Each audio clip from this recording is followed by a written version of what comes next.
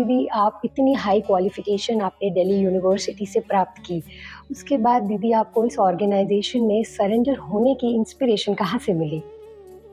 Education हमारे यहाँ पर बहुत इम्पोर्टेंट मानी जाती है, खासकर लड़कियों के लिए।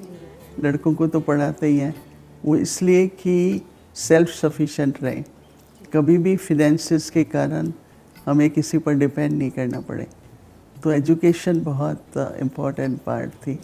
तो इसलिए फिर जब मैं ब्रह्मा कुमारी के संपर्क में आई, तो कुछ ऐसी भावना जगी कि ये जो ईश्वरीय ज्ञान मिलता है, इससे जो दुखी मनुष्य है वो सुखी बन सकता है, और दुख का जो कारण है ना, वो मिट सकता है। तो मैंने सोचा ये तो बहुत अच्छी सेवा है।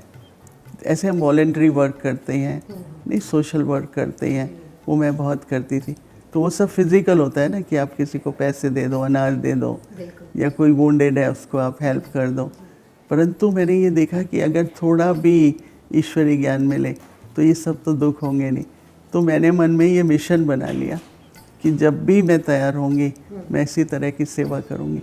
यहाँ से मेरी समर्पित भावना उत्पन्न हुई।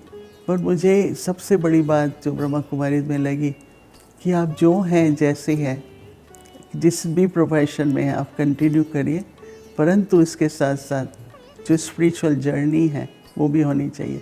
तो देखो कितना सेंस बनता है ना, कि आत्मा और शरीर है, तो आत्मा के लिए भी आप कर रहे हैं, और बाहर के रूप से जो शरीर, उस समय शरीर निर्वाह के लिए काम करने की ज़रूरत नहीं पड़ी, पर अगर पड़े भी तो एक बहुत अच्छा एक संतुलन लगा मुझे।